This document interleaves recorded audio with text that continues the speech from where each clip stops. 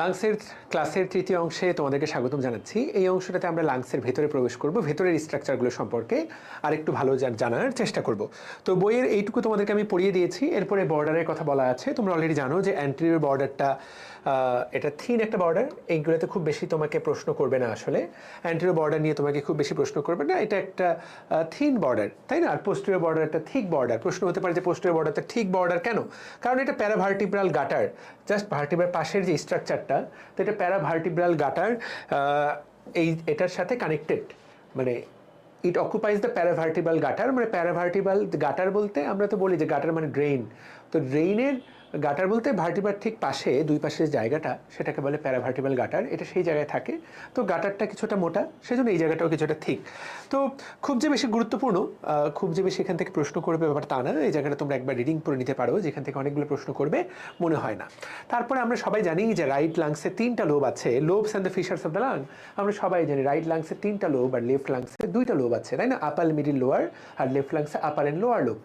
এখন আমরা আগেই পড়েছি যে রাইট লাংসে 3টা লোব, কারণ রাইট লাংসে দুইটা ফিশার থাকে। আমি বলেছিলাম অবলিক ফিশার এবং হরিজন্টাল ফিশার। পরীক্ষার জন্য ইম্পর্টেন্ট হলো এই যে অবলিক ফিশার এর ইম্পর্টেন্স কি, ক্লিনিক্যাল ইম্পর্টেন্স কি, আর হরিজন্টাল ফিশারের ক্লিনিক্যাল ইম্পর্টেন্স কি। পরীক্ষায় এই দুটা ভাই তোমাকে এই দুটা জিনিস জিজ্ঞাসা করবে, যে হরিজন্টাল ফিশার এবং অবলিক ফিশার। তো এই যে অবলিক ফিশার, নামই তো অবলিক, আমরা তো ছবিতেও দেখেছি, আমরা তো সবসময় লাংসের যখন ছবি দেখেছি, আমরা লাংসের ছবির মধ্যেও কিন্তু দেখেছি যে অবলিক ফিশারটা কিন্তু অবলিক। এই যে তাকায় দেখো, দিস ইজ অবলিক ফিশার, তার মানে এইটা পরীক্ষা প্রশ্ন করতে পারে, দেখে না চেনার কোনো কারণ নেই। আর এইটা হলো হরিজন্টাল ফিশার। আর লেফট লাংসে শুধুমাত্র একটা ফিশারই কিন্তু আসে, সেটার নাম কি? সেটার নাম হলো অবলিক ফিশার। খেয়াল করো, তাহলে এর আসছে হলো অবলিক, হরিজন্টাল ও, আর ওর শুধুমাত্র আছে ও। তো এখানে একটা প্রশ্ন করতে পারে যে এই ভিসেরাগুলো তো সাধারণত অনেকটা পুরানো থাকে, অনেক সময় দেখা যায় যে ভিসেরাটা ভেঙে যায়। দেখা যায় যে লেফট লাংসেও এইরকম, এখানে একটা ভাঙা, ধরো এখানে একটা ভাঙা, লাংসটা 2 ভাগ হয়ে আছে, তো তোমার কাছে এটাকে একটা ফিশার বলে মনে হতে পারে। তো কিভাবে তুমি বুঝবা যে এটা একটা আসল অ্যানাটমিক্যাল ফিশার নাকি এটা একটা কৃত্রিমভাবে ভেঙে গেছে, এটা আর্টিফিশিয়াল? যেটা আমাদের আসল লাং, সেটার উপরে এই যে প্লুরাটা চকচক করবে, একটা চকচক, একটা গ্লিসেনিং ইফেক্ট থাকে। গ্লিসেন বলে না, all that glitters are not gold, এখানে একটা গ্লিটারিং ইফেক্ট থাকবে, চকচক করবে, এখানে একটা স্মুথ ব্যাপার থাকবে। আর যদি এটা ভেঙে যায় তাহলে লাংসের ভেতরে, ওই ভেতরে তো আর প্লুরা নাই, প্লুরা তো উপরে কাভারিং।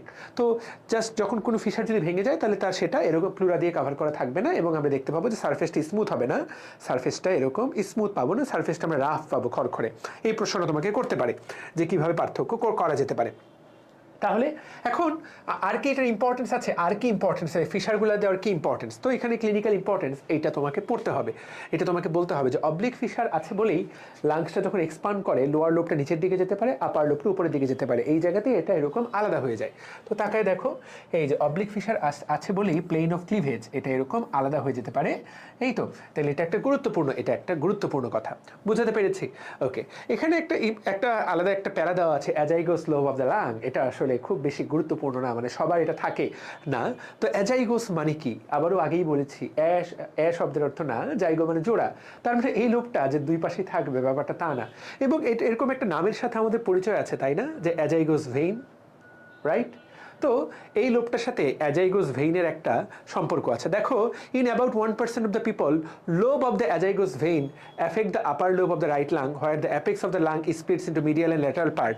তো এটাতে আমি জাস্ট তোমাদেরকে একটা আইডিয়া দিয়ে রাখছি, তোমাকে একটা আইডিয়া দিয়ে রাখছি যে এটা একটা ডেভেলপমেন্টাল পরিবর্তনের কারণে, ডেভেলপমেন্টাল এররের কারণে একটা এক্সট্রা লোবের মতো মনে হয় রাইট লাংসে, অ্যাজাইগোস ভেইনের অ্যারাউন্ডে একটা এক্সট্রা লোবের মতো মনে হয়, বাট এটা ট্রু লোব না। রাইট লাংসে তো 3টা lobe, upper, middle and lower, left লাংসে 2টা। এটা কোনো ট্রু লোব না, এটা একটা এক্সট্রা লোবের মতো তৈরি হয়। তো এটাই হলো অ্যাজাইগোস লোব। এই রিলেটেড তুমি পড়তে পারো, কিন্তু এটা থেকে যেহেতু খুব বেশি প্রশ্ন করে না, বা এটা আমাদের অ্যানাটমিতে ডিরেক্ট লাগে না, তো এই রিলেটেড তোমাকে প্রশ্ন করবে না। তো যেটা করবে না সেটা নিয়ে মাথায় এত চাপ নেওয়ার কিছু নাই। Root of the lungs already আমরা সবাই জানি, এটা আমরা প্লুরা আইটেম পড়ার সময় তোমাকে আমি একটু যেটা আলোচনা করেছি, লাংসের হাইলাম দিয়ে যারা ভেতরে প্রবেশ করে, যারা বের হয়, তারা সবাই রুট অফ দ্য লাংসের অন্তর্ভুক্ত, তাই না? তাহলে রুট অফ দ্য লাংস হলো তারাই যারা হাইলামকে হার্টের সাথে এবং ট্রাকিয়ার সাথে কানেক্ট করে। রুটসের মধ্যে কি কি থাকে এটা আমরা আগেই তোমাকে বলেছি, যে principal bronchus, pulmonary vessel, lymphatic এবং নার্ভ। ঠিক আছে, এটা কোন ভার্টিব্রা সামনে থাকে? 5, 6 এবং 7 থোরাসিক ভার্টিব্রা জিজ্ঞাসা করতে পারে।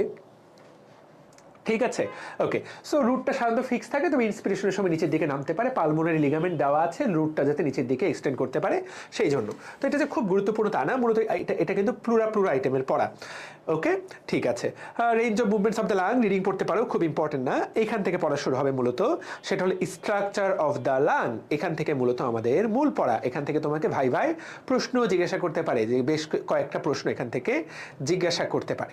ঠিক আছে, কিরকম কিরকম প্রশ্ন করবে, আমি এখানে সবচেয়ে গুরুত্বপূর্ণ সেটা আমরা সামনের দিকে যাব, খুবই খুবই খুবই গুরুত্বপূর্ণ।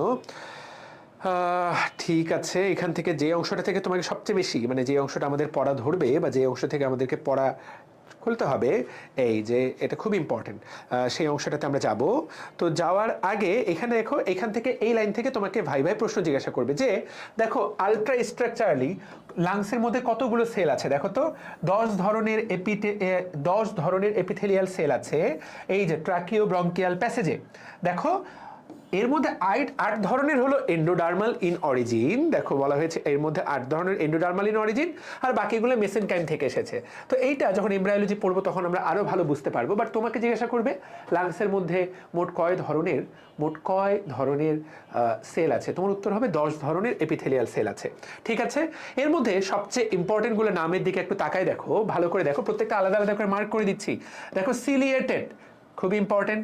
তারপরে দেখো serous, goblet, brush, intermediate, Clara এবং আর্জেন্টাফিন। এই যেগুলোর কথা বললাম এইগুলোর প্রত্যেকটা থেকে তোমাকে প্রশ্ন ধরতে পারে, যদিও এগুলো থেকে যে খুব বেশি ভাই প্রশ্ন করবে তা না, বাট জানাটা গুরুত্বপূর্ণ। সিলিয়েটেড সবচেয়ে ইম্পর্টেন্ট, দেখো তো ciliated columnar cells are abundant, the cilia are surrounded by low viscosity serous fluid and their claw-like tips project in layer made of droplets of mucus. Ciliated cell provide protection by establishing ciliary rejection current. খুবই গুরুত্বপূর্ণ। এখন এটা খুবই খুবই খুবই important, যে এটা এতটাই গুরুত্বপূর্ণ যে সিলিয়েটেড কলামনার এপিথেলিয়াম নামটার দিকে একটু তাকাও। তো এই যে সিলিয়েটেড কলামনার, এইটা খুবই খুবই খুবই গুরুত্বপূর্ণ। তো আমরা যদিও এখানে আবারও বলছি 10 ধরনের সেল আছে, 10 ধরনের কলামনার, কিউবয়েডাল, আরও বেশ অনেক ধরনের সেল আছে, কিন্তু তুমি যদি ওভারঅল একটা ভাগে ভাগ করতে চাও, রেসপিরেটরি এপিথেলিয়াম, আমি যদি মোটা দাগে বলতে চাই রেসপিরেটরি এপিথেলিয়াম, তো রেসপিরেটরি এপিথেলিয়াম এইটাই বলতে হবে, রেসপিরেটরি কি বানান লিখতেছে এগুলা, রেসপিরেটরি এপিথেলিয়াম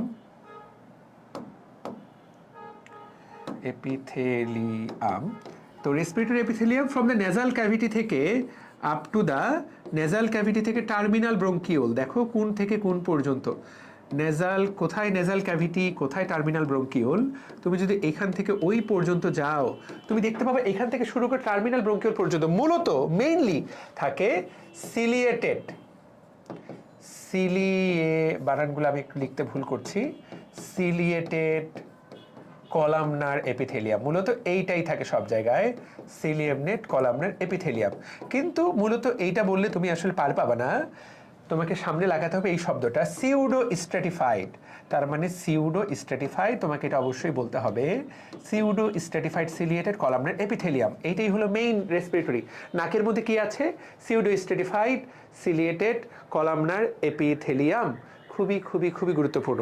তাহলে সিউডো স্ট্র্যাটিফাইড কথাটা বলাটা খুবই গুরুত্বপূর্ণ। দেখো তাহলে গুরুত্বপূর্ণ কি, সিউডো স্ট্র্যাটিফাইড মানে কি, স্ট্র্যাটিফাইড মানে কি, স্ট্র্যাটিফাইড শব্দের অর্থ হলো স্তর, তো মিথ্যা স্তর, স্ট্র্যাটিফাইড মানে এইটাকে বলে সিম্পল কলামনার এপিথেলিয়াম, এই যে এদেরকে বলে সিম্পল কলামনার, সিম্পল মানে এক স্তর। এই যে দেখো তো এখানে কয়টা স্তর নিউক্লিয়াস, কয় স্তরের সেল, এটার নাম এক স্তর বিশিষ্ট কলামনার, দেখতে লম্বা লম্বা, সেই জন্য এটার নাম হলো সিম্পল কলামনার। তাহলে এইটার নাম হলো সিম্পল কলামনার এপিথেলিয়াম, এইটার নাম হলো সিম্পল কলামনার এপিথেলিয়াম।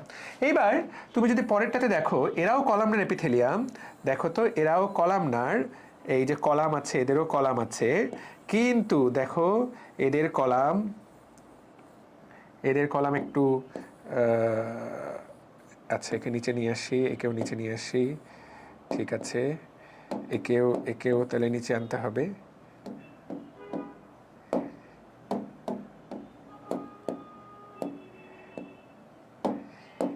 ওটাকে মার্ক করা যাচ্ছে না কেন, ওকে, হ্যাঁ আচ্ছা ওকে, তাহলে একদম মুছে দিই ও যাতে হারিয়ে যায়। তাহলে আরেকটা কলাম এঁকে দিচ্ছি। তো দেখো এখানে এগুলোও কিন্তু কলামনার এপিথেলিয়াম, এগুলো কিন্তু কোষ। কলামনার মানে কি? এপিথেলিয়াম মানে উপরে যে আবরণ, সে আবরণের কোষগুলো। তো তাকায় দেখো এখানে কয়টা করে, প্রত্যেক কোষগুলো কয়টা করে দেখো, 3 স্তর। তাহলে এখানে কয়টা স্তর? এখানে 3 স্তর, বা আমরা এটাকে বহু স্তর বলি। এটা হলো বহু স্তর। এটার নাম তাহলে কি? Stratified columnar epithelium. তাহলে এইটার নামও stratified columnar epithelium, stratified columnar epithelium. কিন্তু যখন আমরা সিউডো স্ট্র্যাটিফাইড বলবো তখন ঘটনা হলো এই রকম। দেখো এই যে এরাও কলামনার, কিন্তু দেখো নিউক্লিয়াসগুলা এক একটা এক এক লেভেলে, নিউক্লিয়াসগুলার এক একটা এক এক লেভেলে। তো তুমি যদি শুধু নিউক্লিয়াসগুলোর দিকে তাকাও তোমার এখানে মনে হবে এটা মাল্টি লেয়ার। যেমন এখানে দেখো নিউক্লিয়াসগুলো 3টা লেভেলে, এখানে নিউক্লিয়াসগুলো একটা লেভেলে। এখানে কিন্তু আসলে একটাই স্তর, কলামনার সেলের কিন্তু স্তর একটাই, কিন্তু নিউক্লিয়াসের লেভেলগুলো আলাদা, এক এক লেভেলে নিউক্লিয়াস। এইটা দেখে মনে হবে মাল্টি লেয়ার, কিন্তু এটা তো মিথ্যা। তাহলে এটার নাম সিউডো স্ট্র্যাটিফাইড। এবং এদের মাথায়, এবং এটা দেখতে কলামনার, এদের মাথায় সিলিয়া থাকে। এই সিলিয়াগুলাই আমাদের এখানে সিলিয়ারি রিজেকশন কারেন্ট তৈরি করে, ফলে ধুলাবালি জীবাণুকে আমরা সহজেই বের করে দিতে পারি। এই যে হাঁচির মাধ্যমে বের করি সেটা তো একটা এক্সপালশন, বাট নর্মালিও কিন্তু ধুলাবালিকে সে আটকে ফেলে যাতে লাংসে প্রবেশ করতে না পারে।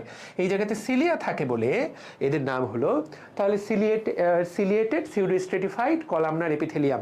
তাহলে 3টা শব্দ, 1 নম্বর তো কলামনার, 2 নম্বর সিলিয়েটেড, 3 নম্বর সিউডো স্ট্র্যাটিফাইড এপিথেলিয়াম।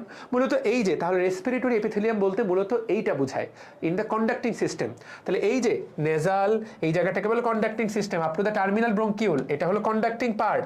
তোমাকে এভাবে বলতে হবে যে কন্ডাক্টিং পার্টের রেসপিরেটরি এপিথেলিয়াম মূলত এইটা। তবে এটা ছাড়াও বলে দেই জায়গায় জায়গায় কিন্তু অন্য এপিথেলিয়ামগুলোও থাকে। আর যেখানে গ্যাস এক্সচেঞ্জ হয় মূলত অ্যালভিওলাস, এটা তোমরা সবাই পড়েছো। অ্যালভিওলাসের মূলত যেখানে গ্যাস এক্সচেঞ্জ হয় সেইখানে, এটা তোমরা এইচএসসিতেই পড়ে এসেছো। এই জায়গায় কি থাকে? এই জায়গার এপিথেলিয়ামের নাম সিম্পল, তার মানে এক স্তর বিশিষ্ট, সিম্পল স্কোয়ামাস এপিথেলিয়াম। তাহলে এই স্তরের নাম হলো সিম্পল স্কোয়ামাস এপিথেলিয়াম। তাহলে গুড। তাহলে এই কথাটাই আমাদেরকে মেইন কথা। তাহলে গ্যাস এক্সচেঞ্জ পার্টে তোমাকে জিজ্ঞাসা করবে কোথায় কি এপিথেলিয়াম, তুমি এটা স্পষ্ট ভাষায় বলে দিলা কোথায় কোনটা পাওয়া যায়, গ্যাস এক্সচেঞ্জে কোনটা পাওয়া যায়, কোথায় কোনটা পাওয়া যায়। That is good, that is great I think. Okay, তাহলে কি সুন্দর সুন্দর কথা, আশা করি আমরা উত্তর করতে পারবো। এখানে বাকিদের কাজ কি সেটা রিডিং করে নিতে পারো, জাস্ট আমি তোমাকে দেখাই দিচ্ছি। সেরাস সেল কি সিক্রেট করে? সেরাস ফ্লুইড, ঠিক আছে। আর মিউকাস সিক্রেট করে কে? গবলেট সেল, যেটা মিউকাস, এই যে আমাদের কাফ, মানে আমাদের যে কফ আসে, কফটা কোথা থেকে আসে? এই গবলেট সেল থেকে মিউকাস আসার ফলেই, ঠিক আছে। ব্রাশ সেল কি তৈরি করে? দেখো ব্রাশ সেলস আর শোষণ করে তারা, ওকে, এবং তারা শোষণ করে নেয়, মাইক্রোভিলাইয়ের মধ্যে থাকে, ঠিক আছে। এবং ব্রাশ সেলগুলো সেন্সরি রিসেপ্টর হিসেবেও কাজ করে, এগুলো তো জানার জন্য, এগুলো তোমার পরীক্ষায় প্রশ্ন করবে না। এখানে আরেকটা জিনিসের নাম জানতে পারো, ক্লারা সেল। এটা ইম্পর্টেন্ট যে ক্লারা সেলগুলা তারা কি দেখো, তারা সারফেক্টেন্ট তৈরি করতে পারে। তো ক্লারা সেল সারফেক্টেন্ট তৈরি করতে পারে, এটা একটা ভাইবার প্রশ্ন হতে পারে। তোমরা জানো যে আমি জানি না তোমরা এটা জানো কিনা, এইচএসসিতেই পড়ে এসেছো যে মেডিকেল ভর্তি পরীক্ষা দেওয়ার সময় যে আমাদের ফুসফুস আমাদের বেঁচে থাকার জন্য সারফেক্টেন্ট লাগে যাতে ফুসফুসটা ভালো, অ্যালভিওলাসটা ভালো করে খুলতে পারে। তো সারফেক্টেন্ট তৈরি হয় কোথা থেকে? এই যে সিম্পল স্কোয়ামাস এপিথেলিয়াম, এদেরকে বলে টাইপ 1 অ্যালভিওলার সেল, এদের নাম হলো টাইপ 1 অ্যালভিওলার সেল। আর এদেরই সাথে থাকে টাইপ 2 অ্যালভিওলার সেল, সেই টাইপ 2 অ্যালভিওলার সেল থেকে তৈরি হয় সারফেক্টেন্ট। তো মেইন সারফেক্টেন্ট যদি বলো কোথা থেকে তৈরি হয়, উত্তর হলো টাইপ 2 থেকে। আর যদি বলো এর সাথে 5% বা অল্প একটু সাহায্য করে কারা, অল্প একটু সারফেক্টেন্ট তৈরি করে কারা, উত্তর হবে ক্লারা সেল, তারা অল্প পরিমাণে সারফেক্টেন্ট ফ্লুইড তৈরি করে। তাহলে এই তো জেনে গেলা, ঠিক আছে, বোঝাতে পারলাম। আর এখানে আরেকটা সেল আছে, দেখো সেল অফ ক্লাচিস্কি বা আর্জেন্টাফিন সেল। এই সেলটা কিন্তু গুরুত্বপূর্ণ, এটা পরবর্তীতে ভবিষ্যতে কাজে লাগবে যখন মেডিসিনে যাবা। এই সেলগুলোকে বলে দেখো ডিফিউজ এন্ডোক্রাইন সিস্টেম অফ এরা কি ক্ষরণ করে? সেরোটোনিন এবং হিস্টামিন। এই সেলগুলা গুরুত্বপূর্ণ এই কারণে যে এদের এখান থেকে টিউমার অ্যারাইজ করে, হিস্টামিন এবং সেরোটোনিন ক্ষরণ করে। এখন তোমাকে প্রশ্ন করতে পারে, তোমার এটা জানতে হবে না, মানে এটা যে তোমার পরীক্ষায় আসবে ব্যাপারটা তা না, কিন্তু জাস্ট জেনে রাখা, তুমি যদি ভালো পারো তাহলে তোমাকে জিজ্ঞাসা করতে পারে, এই যে তুমি একটা আর্জেন্টাফিন সেলের কথা বললা, এইটা কোন সেলের অন্তর্ভুক্ত? এটাকে আমরা বলি অ্যাপুড সেল। অ্যাপুড মানে হলো, দেখো আপুদ মানে আপদ, এগুলা পড়া তো আপদ। তো এই যে আপদ মানে অ্যামাইন, জাস্ট জেনে রাখা যেহেতু বইয়ের মধ্যে আছে, এটা কিন্তু ভবিষ্যতে লাগবে। অ্যামাইন প্রিকারসার, তাহলে অ্যামাইন তো তোমরা সবাই বুঝো, অ্যামাইন তো বায়োলজিতে পড়েই এসেছো, বায়োকেমিস্ট্রিতে। Amine precursor uptake and decarboxylation, amine precursor uptake and decarboxylation. তো এই যে এরকম আমাদের বডিতে এরকম অনেক ডিকার্বক্সিলেশন সেলস, এদের কাজ কি? এই সেলগুলো কি তৈরি করে? এই সেলসগুলা, এই যা জেনে রাখা, এই সেলসগুলো কি ক্ষরণ করে? এই সেলসগুলো, এই যে হিস্টামিন, খুবই ইম্পর্টেন্ট, এই সেলসগুলা হিস্টামিন ক্ষরণ করে, এই সেলসগুলা সেরোটোনিন ক্ষরণ করে, হিস্টামিন ক্ষরণ করে, সেরোটোনিন ক্ষরণ করে। এবং এটা কি শুধু লাংসে থাকে তা কিন্তু না। লাংসের সেলটার নাম কি? লাংসের সেলটার নাম তুমি জানলা, ধরো আর্জেন্টাফিন, লাংসের সেলটার। একইভাবে তুমি আইলেটস অফ ল্যাঙ্গারহ্যান্সের নাম শুনছো না? তাহলে আইলেটস অফ ল্যাঙ্গারহ্যান্স থাকে কোথায়? প্যানক্রিয়াসে। তাহলে এই যে আইলেটস অফ ল্যাঙ্গারহ্যান্স যে প্যানক্রিয়াসে থাকে, এইটা কি একটা? এইটা একটা, এইটাও একটা অ্যাপুড সেল। একইভাবে তুমি দেখবা যে থাইরয়েডে থাকে, থাইরয়েড যখন পড়বা ওখানে শুনবা, ওখানে একটা সেল আছে প্যারাফলিকুলার সি সেল, সে প্যারাফলিকুলার সি সেল, সে ক্যালসিটোনিন তৈরি করে। আবার অ্যাড্রেনাল মেডুলাইন একটা নাম শুনবা, ক্রোমাফিন সেল, এরা সবাই অ্যাপুড টাইপ অফ সেলস, এরা সবাই APUD type of cells. Chromaffin in the adrenal, chromaffin in the adrenal medulla. তো এই যে নামগুলো জানলা, জাস্ট জানানোর জন্য, জাস্ট তোমাকে একটু আইডিয়া দেওয়ার জন্য যে এরা এরা এখান থেকে টিউমার হতে পারে। এখান থেকে টিউমার কোথা থেকে হয়? একটা সেল থেকেই তো ক্যান্সার হয়। অ্যাপুড সেলের যে টিউমারগুলো হয় তাদেরকে বলে নিউরো এন্ডোক্রাইন টিউমার। জাস্ট এটা নাইস টু নো, এদেরকে বলে নিউরো এন্ডোক্রাইন টিউমার। এদের নাম হলো নিউরো এন্ডোক্রাইন টিউমার। এবং খুব গুরুত্বপূর্ণ কথা, অ্যাপুড সেলে যে টিউমার, নিউরো এন্ডোক্রাইন টিউমার, এরকম একটা টিউমারের উদাহরণ হলো কার্সিনয়েড। এটা তুমি যা জেনে নাও, এটা কিন্তু one of the common lung tumour, carcinoid tumour. লাংসে কিন্তু এরকম কার্সিনয়েড টিউমার হতে পারে। এবং বুঝতেই পারছো এই টিউমারগুলো হলে কি হবে? বডিতে অনেক বেশি এরকম সেরোটোনিনের ক্ষরণ বেড়ে যাবে, হিস্টামিনের ক্ষরণ বেড়ে যাবে, এবং এদের যেগুলো কাজ সেগুলো অনেক বেশি হবে। ফলে মানুষটার অনেক গ্যাঞ্জাম লেগে যাবে বডিতে, তাই না? ব্লাড প্রেশার রিলেটেড একটা চাপ, ব্লাড প্রেশারের একটা ঝামেলা হবে। তো এই আপাতত ওই প্যারায় যাচ্ছি না, জাস্ট তোমাকে জানানো যে আর্জেন্টাফিন সেল থেকে যদি কোনো টিউমার হয় সেটার নাম কি? Carcinoid tumour. দেখো শব্দটার দিকে তাকাও, কার্সিনয়েড মানে ক্যান্সারের মতো। এরা বিনাইন টিউমার, কিন্তু এরা এতে মানুষ মারা যেতে পারে। কিভাবে মারা যেতে পারে? এই যে তুমি বিখ্যাত বলিউডের বিখ্যাত নায়ক ইরফান খানের নাম জানো কিনা জানি না। ইরফান খানের কিন্তু এই কার্সিনয়েড টিউমারই মৃত্যু হয়েছে, খুব কম বয়সে মৃত্যু হয়েছে। তার প্যানক্রিয়াসে কার্সিনয়েড টিউমারটা আইলেটস থেকে তৈরি হয়েছিল, সেখান থেকে টিউমারটা কিন্তু তার একদম সেটা রিজেকশন করা যায় নাই বোধহয়, এবং তিনি কিন্তু মৃত্যুবরণ করেছেন। তো যা জানিয়ে দিলাম যাতে তোমার এই বিষয়ে আইডিয়াটা একটু খালি ক্লিয়ার থাকে। তো দেখো 10 রকমের সেল থাকে, তাহলে সবচেয়ে গুরুত্বপূর্ণ সবচেয়ে ইম্পর্টেন্ট সেল কোনটা? Ciliated columnar. তাহলে এই তো জানিয়ে দিলাম। ওকে, ঠিক আছে। আচ্ছা, ওকে, এখন আমরা তো এইটা তো বুঝি যে প্রথমে ট্রাকিয়া, তারপরে ব্রঙ্কাস, ওটাকে বলে প্রাইমারি ব্রঙ্কাস, তারপর সেকেন্ডারি ব্রঙ্কাস থেকে টারশিয়ারি ব্রঙ্কাস। সেই টারশিয়ারি ব্রঙ্কাসগুলো আরও ছোট ছোট ভাগে ভাগ হয়। দেখো আলটিমেটলি ওখান থেকে ব্রঙ্কিউল তৈরি হয়, প্রাইমারি ব্রঙ্কিউল, সেকেন্ডারি ব্রঙ্কিউল, এভাবে তৈরি হতে হতে টার্মিনাল ব্রঙ্কিউল তৈরি হয়। বুঝতে পারলাম? শব্দটার দিকে তাকাও, টার্মিনাল ব্রঙ্কিউল। এবং দেখো যেটা আমি মাত্র বললাম যে টার্মিনাল ব্রঙ্কিউলগুলো লাইন বাই সিলিয়েটেড এপিথেলিয়াম, ঠিক আছে পুরা। এবং এখানে তো টোটাল কতগুলা ডিভিশন ঘটে? 16 order of division. Terminal bronchiole পর্যন্ত কতগুলো ডিভিশন? 16 বার ভাগ হয়। তাহলে দেখো এখানে বলাই আছে, এই লাইনটা থেকে তোমাকে ভাইবা জিজ্ঞাসা করতে পারে, প্রিন্সিপাল ব্রঙ্কাস, এই যে এইখান থেকে যখন এইখান থেকে এই পর্যন্ত গেল, এটার নাম হলো প্রিন্সিপাল ব্রঙ্কাস।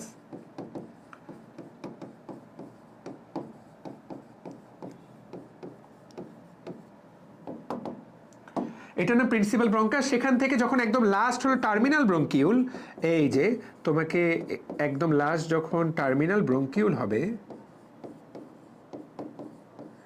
তখন এখানে অলরেডি কয়বার ভাগ হয়ে গেছে? 16 বার ভাগ হয়ে গেছে। এটা একটা প্রশ্ন করতে পারে, ঠিক আছে। ওকে, এরপর টার্মিনাল ব্রঙ্কিউল থেকে কি তৈরি হবে? টার্মিনাল ব্রঙ্কিউল থেকে তৈরি হবে রেসপিরেটরি ব্রঙ্কিউল। তাহলে পরের ধাপের নাম কি? পরের ধাপের নাম রেসপিরেটরি ব্রঙ্কিউল। কেন এটা গুরুত্বপূর্ণ একটু পরেই আসবে। তাহলে রেসপিরেটরি টার্মিনাল ব্রঙ্কিউল থেকে তৈরি হবে রেসপিরেটরি ব্রঙ্কিউল। এখন তাহলে টার্মিনাল ব্রঙ্কি থেকে রেসপিরেটরি ব্রঙ্কিউল তৈরি হলো। ঠিক আছে, এখন দেখো এখানে যে শেষের লাইনটা, এই লাইন থেকে আসল পড়া শুরু হলো। The area of the lung supplied by one terminal respiratory bronchiole, দেখো তো ওয়ান টার্মিনাল রেসপিরেটরি ব্রঙ্কিউল সেটাকে কি বলে? সেইটাকে বলে known as the bronchopulmonary unit বা লাং ইউনিট। যে খুবই এই জায়গাটা কিন্তু খুবই গুরুত্বপূর্ণ, এটার নাম কিন্তু লাং ইউনিট। এখন তুমি একটু পরে দেখবা যে আরেকটা ইউনিটের জিনিস তুমি পাবা, ব্রঙ্কোপালমোনারি সেগমেন্ট। এই দুইটা কিন্তু একদম আলাদা। পালমোনারি ইউনিট হলো smallest portion of the lung, একদম smallest portion of the lung, ঠিক আছে। এবং পরবর্তীতে এই লাং ইউনিটের ভেতরে আরও 3বার সাকসেসিভ ডিভিশন হবে ফার্দার, যেখান থেকে দেখো অ্যালভিওলার ডাক্ট, অ্যাট্রিয়া এবং স্যাকিউল এবং অ্যালভিওলাই তৈরি হবে। ঠিক আছে, আলটিমেটলি এখান থেকে কি তৈরি হবে? আলটিমেটলি এখান থেকে অ্যালভিওলাই তৈরি হবে। ঠিক আছে, সো দেখো ultimately 23 order of division encounter from the principal bronchus to the alveoli. Total কতগুলো ডিভিশন হবে? টোটাল 23টা ডিভিশন হবে। এখান থেকে পরবর্তীতে আলটিমেটলি অ্যালভিওলাস পর্যন্ত। তাহলে এখান থেকে এই পর্যন্ত যেতে কয়টা ডিভিশন? উত্তর হলো 23টা ডিভিশন। কয়টা ডিভিশন? এই পর্যন্ত হলো 23টা ডিভিশন। তোমাকে জাস্ট এইখান থেকে সংখ্যাগুলো যে পড়তে হবে তা না, কিন্তু এইটা তোমার কাছে এইটুকু জানতে পারে, তোমার কাছে এই জিনিসটা তোমার কাছে জানতে চাইতে পারে। বুঝতে পারলাম? তাহলে এই তো ভাইয়া, তাহলে এটা একটা খুবই গুরুত্বপূর্ণ কথা যেটা তুমি পড়লে, লাং ইউনিট। তার রেসপিরেটরি ব্রঙ্কিউলতে যতটুকু এলাকা সাপ্লাই পায় সেটাকে বলা হচ্ছে লাং ইউনিট। একটু পরে তুমি আরেকটা জিনিস দেখবে, ব্রঙ্কোপালমোনারি সেগমেন্ট, যেটা পরীক্ষার জন্য বেশি গুরুত্বপূর্ণ। এই দুটার মধ্যে অনেক সময় কনফিউশন অ্যারাইজ করে এবং অনেকে এটা ভুল করে, সেটা ভুল করার সুযোগ নেই। এখান থেকে আরেকটা জিনিস তোমাকে পড়তে হবে, মূলত এই ছবিটা, এই জিনিসটার নাম হলো ব্লাড। দেখো এই জিনিসটার নাম হলো অ্যালভিওলাই এয়ার ব্লাড ব্যারিয়ার। শব্দটার নাম কি? Air blood barrier. এটা খুবই গুরুত্বপূর্ণ। জিনিসটার নাম কি? Air blood barrier. কি নাম? Air blood barrier. তো তাকাই দেখো এখানে কি, মানে দুইটার মধ্যে একটা ব্যারিয়ার, যেমন তোমার ঘর এবং তোমার আব্বু আম্মুর ঘরের মধ্যে একটা দেওয়াল আছে। তো এখানে খেয়াল করো তো, এয়ার আর ব্লাডের মধ্যে এই জায়গায় আছে এয়ার আর এখানে আছে কি? ব্লাড। তাহলে এই দুজনের মধ্যে কারা অবস্থান করছে? এই জিনিসটাকে বলে এয়ার ব্লাড ব্যারিয়ার। তো এইখানে প্রথমে কে অবস্থান করতেছে? এই যে সেলটা, সিম্পল স্কোয়ামাস এপিথেলিয়াম। তার নিচে যে কালো অংশটা, এটা কি? এটাকে বলে বেসমেন্ট মেমব্রেন। প্রত্যেকটা এপিথেলিয়াম যে জিনিসটার উপরে দাঁড়িয়ে থাকে সেটাকে বলে বেসমেন্ট মেমব্রেন। প্রত্যেকটা সেল যার উপরে এরকম দাঁড়িয়ে থাকে, প্রত্যেকটা সেল এরকম যার উপরে দাঁড়িয়ে থাকে, তার নাম হলো বেসমেন্ট মেমব্রেন। তাহলে এই জিনিসটার নাম হলো বেসমেন্ট মেমব্রেন। তো তার ডান, তাহলে এক একটা সিরিয়ালি তুমি বলো যে উপরের দিকে স্কোয়ামাস এপিথেলিয়াম, তার নিচে বেসমেন্ট মেমব্রেন, মাঝের এই জায়গাটা তো একটি স্পেস দেখা যাচ্ছে, তাই না? আচ্ছা, একটা স্পেস, ইন্টারস্টিশিয়াল স্পেস। তার উপরে দেখো এই যে এইখানে আরেকটা বেসমেন্ট মেমব্রেন, তার উপরে সেল। সো দেখো তাহলে ছবিটার দিকে তাকাও, এই যে অ্যালভিওলাস, বেসমেন্ট মেমব্রেন আঁকলাম, তাহলে এই তো এই হলো প্রথমে সেল, তারপরে বেসমেন্ট মেমব্রেন। এবার আমি ব্লাড ভেসেলটা আঁকবো।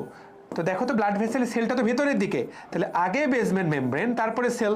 তাহলে দেখো তো আগে বেসমেন্ট মেমব্রেন তারপরে সেল।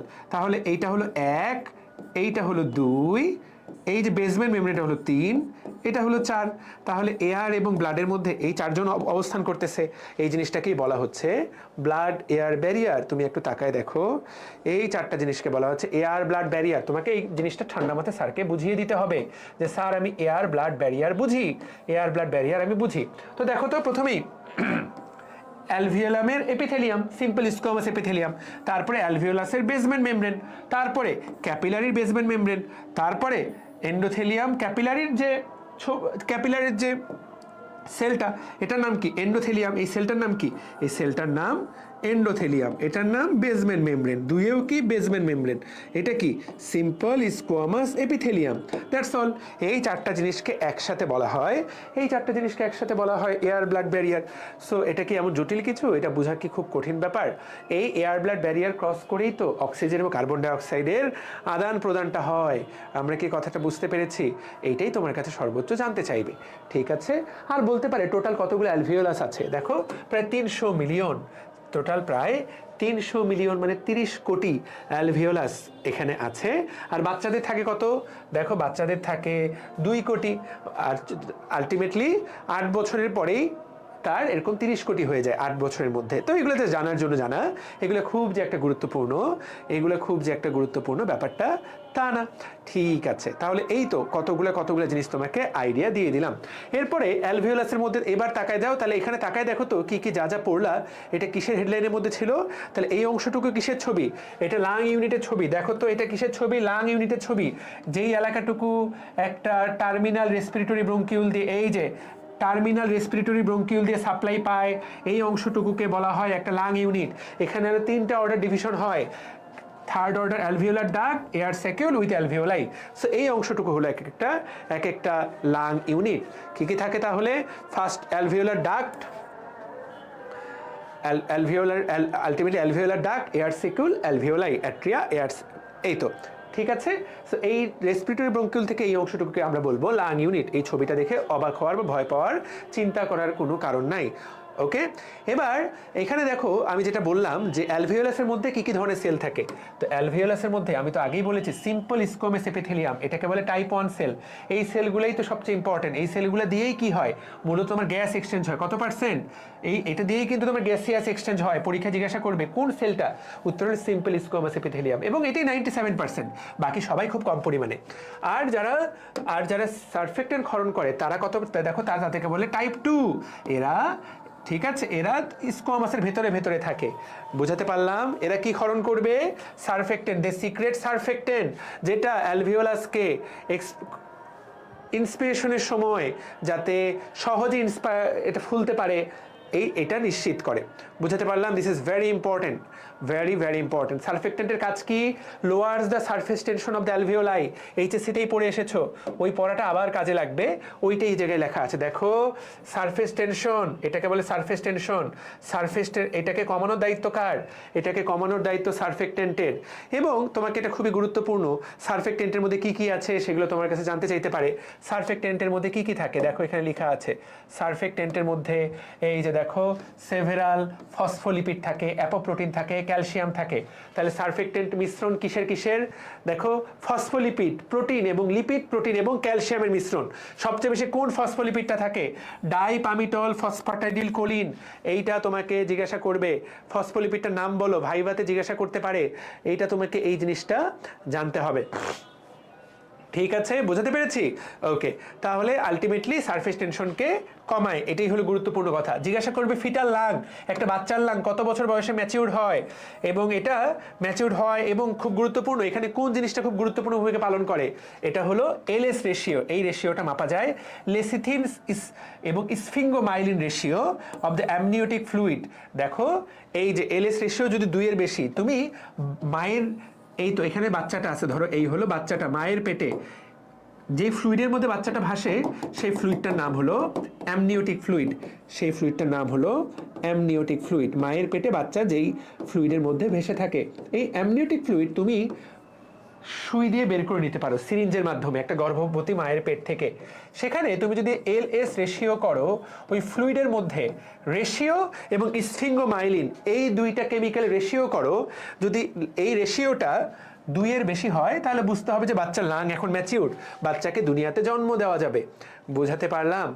আর যদি কোনো কারণে এই রেশিওটা কম থাকে, তাহলে এই বাচ্চা দুনিয়াতে জন্মাবে, কিন্তু তার শ্বাস প্রশ্বাস বাজে অবস্থা হবে, এটার রেসপিরেটরি ডিস্ট্রেস সিনড্রোম। এই বাচ্চা ভালো মতো শ্বাস নিতে পারবে না, একে শুরুতে আইসিইউতে নিতে হবে, বেশিরভাগ ক্ষেত্রেই বাচ্চা মারা যায়। পরীক্ষায় প্রশ্ন আসতে পারে, টাইপ 2 সেল যদি কাজ না করে, তোমাকে ভাইবা জিজ্ঞাসা করতে পারে, তো তাহলে কী রোগ হয়, উত্তর হলো respiratory distress syndrome. Respiratory distress syndrome. বুঝাতে পেরেছি কি, আমরা কি কথা বুঝতে পেরেছি কিনা? আর তাহলে এই 2 ধরনের সেল থাকে, তাহলে আশা করি পারবো ইনশাল্লাহ। ঠিক আছে, ওকে, ডান। তাহলে টাইপ 1, টাইপ 2। আর কি সেল থাকে, অ্যালভিওলার ম্যাক্রোফেজ। ম্যাক্রোফেজের কাজ কি, যেখানে জীবাণু আছে সেগুলোকে খেয়ে ফেলা, এইটাই মূল কাজ। তোমাকে এই কথাটাই জানতে হবে। ঠিক আছে, এখন পরীক্ষা স্যাররা জিজ্ঞাসা করে, বলো তো এদের মধ্যে হার্ট ফেইলিওর সেল কাকে বলে, হার্ট ফেইলিওর সেল কাকে বলে, উত্তর হলো অ্যালভিওলার ফ্যাগোসাইট। এইটাকে বলা হয় হার্ট ফেইলিওর সেল। ঠিক আছে, এখন তাহলে প্রশ্ন হবে যে কেন এদেরকে হার্ট ফেইলিওর সেল বলে, তোমাকে জাস্ট এটা বুঝাই বলতে হবে। হার্ট ফেইলিওর সেল বুঝতে হলে তোমাকে জাস্ট এই ছবিটার দিকে তাকাতে হবে, মানে এই ছবিটা আদৌ, মানে ছবিটা বুঝতে পারো কিনা। ধরো এটা একটা অ্যালভিওলাস, এইটা একটা অ্যালভিওলাস, এই যে সিম্পল স্কোয়ামাস এপিথেলিয়াম, হার্ট ফেলিওরে কি ঘটনা ঘটে জাস্ট বোঝার জন্য, সিম্পল স্কোয়ামাস এপিথেলিয়াম। এবং এই জায়গাতে কে আছে, এই যে ভয়ঙ্কর দেখতে, এটার নাম হলো, এই যে এইটার নাম হলো অ্যালভিওলার ম্যাক্রোফেজ। এর পাশেই কি থাকে, এই যে আমাদের ক্যাপিলারি।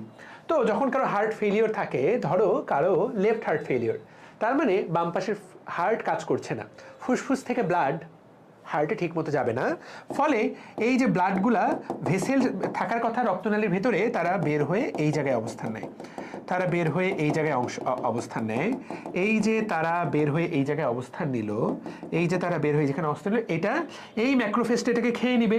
এই ম্যাক্রোফেজটা এই ব্লাডটাকে কি করবে, এই ব্লাডগুলাকে সে নিজের মধ্যে খেয়ে নিবে এবং খেয়ে উপরের দিকে চালান দিবে, উপরের দিকে চালান দিবে, খেয়ে নিবে। এই ব্লাডগুলোকে এখান থেকে টেনে নিবে সে, এই ব্লাডগুলোকে এখান থেকে টেনে নিয়ে সে উপরের দিকে পাঠাবে। এবং তুমি কাশির মাধ্যমে, যখনই অ্যালভিওলাসে বাতাস ছাড়া অন্য কিছু থাকবে, অ্যালভিওলাসে যখনই বাতাস ছাড়া অন্য কিছু থাকবে, তখনই আমাদের কাশি হবে, আর কাশির সাথে এই ব্লাডগুলা বের হয়ে আসবে। হার্ট ফেলিওরে অনেক সময় এরকম ব্লাড কাফিং হয়, এই জিনিসটাকে বলে হেমোপটাইসিস, এটাকে বলে হিমোপটাইসিস। তো এই হার্ট ফেলিওরে, লেফট হার্ট ফেলিওরে এরকম রক্ত বমি হতে পারে, এটাকে সহজ বাংলায় তুমি চিন্তা করতে পারো রক্ত কাশি, রক্ত বমি না, রক্ত কাশি। তুমি সহজ বাংলায় চিন্তা করতে পারো যে এরকম রক্ত কাশি হয়, তো তুমি সহজ বাংলায় এটা চিন্তা করতে পারো, এই যে রক্ত কাশি হলো, রক্ত কাশি হয়ে বের হয়ে গেল, এই বের হওয়ার মাধ্যমে এটাকে হার্ট ফেলিওর আমরা বুঝতে পারি, এবং এই জন্য এটাকে বলা হয় হার্ট ফেলিওর সেল। বোঝাতে পেরেছি? এটা তুমি জেনে গেলা।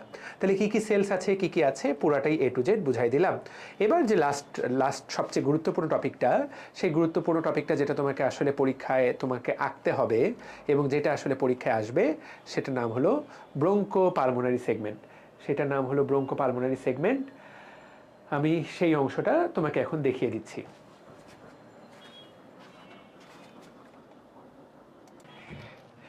এবার সবচেয়ে গুরুত্বপূর্ণ অংশ ব্রোঙ্কো পালমোনারি সেগমেন্ট। এটা তোমাকে পরীক্ষায় জিজ্ঞাসা করবে, মানে করবেই, এটা 100% করবে, এটা পরীক্ষায় জিজ্ঞাসা করবেই, এবং এটাই তোমার ছবি আঁকতে হবে। এটা পরীক্ষায় ছবি আঁকতেই হবে, দিস ইজ দ্য মাস্ট। আমি তোমাদেরকে ছবি দেখাচ্ছি যে কোন ছবিটা তুমি সুন্দর করে আঁকতে পারবা, এইটার ছবি তোমাকে আঁকতে হবে। তো ব্রোঙ্কো পালমোনারি সেগমেন্টে কি জিনিস, আগে একটু একটা ছবির দিকে তাকাও, যে আমরা লাংসকে এভাবে ছোট ছোট অনেকগুলো জায়গায় ভাগ করি। রাইট লাংসকে 10টা, লেফট লাংসকে 8টা 9টা, অনেক সময় মতান্তরে অনেক জায়গায় 10টা ভাগেও ভাগ করা আছে। এটা বিভিন্ন বইয়ে বিভিন্ন রকম দেওয়া আছে, তো আমরা এখানে দত্তে যেটা দেওয়া আছে সেটাই দেখব, এবং এটা ছবি কিন্তু আঁকতে হবে। প্রিয় ভাই ও বোনেরা, ব্রোঙ্কো পালমোনারি সেগমেন্টের ছবি তোমাকে আঁকতে হবে। নিটারে খুব সুন্দর ছবি দেওয়া থাকার কথা, বিশ্রাম সিংয়েও একটা সুন্দর ছবি দেওয়া আছে, আমি তোমাকে সেটা দেখাই দিচ্ছি, বিশ্রাম সিংয়ের ছবিটা। তো এইটা তোমাকে অবশ্যই আঁকতে হবে, মানে তুমি এইটা পরীক্ষায় আসবে রিটেনে, এটা মাস্ট প্রশ্ন। থোরাক্স কার্ডে এই প্রশ্ন আসবে না, এইটা হতে পারে না। এখানে অন্য অনেক কিছু হতে পারে, কিন্তু ব্রোঙ্কো পালমোনারি সেগমেন্ট থেকে প্রশ্ন আসবে না, ইহা হবে না, এটা মাস্ট। তো ব্রোঙ্কো পালমোনারি সেগমেন্টের এই ছবিটা আমি তোমাকে দেখাই দিচ্ছি, এই ছবিটা আমাদেরকে আঁকতে হবে, দিস ইজ আ ম্যান্ডেটরি। তো এখন জিনিসটা কি সেটা আগে একটু পড়াই দেই, তারপরে বাকি আলোচনা। জিনিসটা কি সেটা আগে একটু পড়ে ফেলো। তো আমরা এরকম লাংসকে ছোট ছোট কতগুলো ভাগে ভাগ করি, এবং খুব গুরুত্বপূর্ণ কথা, যখন আমরা ভাগের কথাগুলো বলি, সেই ভাগগুলোকে আমরা বলবো অ্যানাটমিক্যালি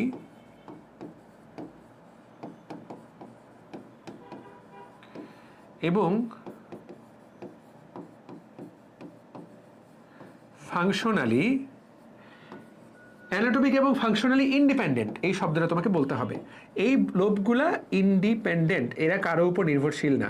অ্যানাটমিক্যালি এবং ফাংশনালি ইন্ডিপেন্ডেন্ট, তার মানে এরা একটা ইউনিট হিসেবে কাজ করে, প্রত্যেকটি আলাদা আলাদা। এবং কয়েকটা শব্দ মনে রাখতে হবে, সেটা হলো যে segmental bronchus,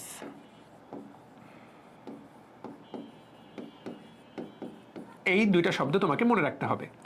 The area of the lungs which is supplied by a segmental bronchus which are anatomical functionally independent are called bronchopulmonary segment. এই যে কয়েকটা কথা বললাম, বা এই যে দুটা কথা বললাম, this is the very important, এটাই তোমার জন্য গুরুত্বপূর্ণ। দেখো আমরা আগে কি বলেছি, আমরা বলেছি যে প্রাইমারি ব্রঙ্কাস, তারপর সেটা সেকেন্ডারি বা লোবার ব্রঙ্কাসে ভাগ হয়, তারপর সেটা টারশিয়ারি বা সেগমেন্টাল ব্রঙ্কাসে ভাগ হয়।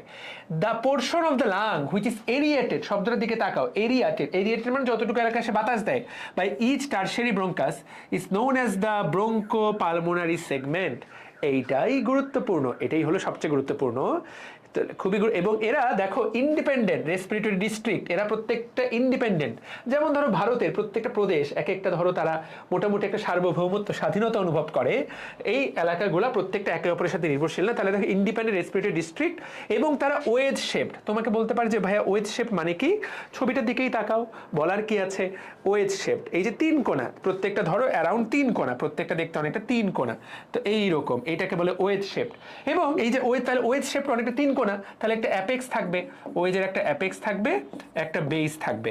তো এই যে অ্যাপেক্স আর বেস, অ্যাপেক্স থাকবে বেস থাকবে, অ্যাপেক্সটা ডিরেক্টেড থাকবে লাংসের হাইলামের দিকে, লাংসের যে হাইলাম, আর বেসটা ডিরেক্টেড থাকবে সারফেসের দিকে। তাহলে এই কথাটা গুরুত্বপূর্ণ। তাহলে দেখো এরা base directed to the surface আর অ্যাপেক্স ডিরেক্টেড টু দ্য, তাহলে কোন দিকে, হাইলামের দিকে।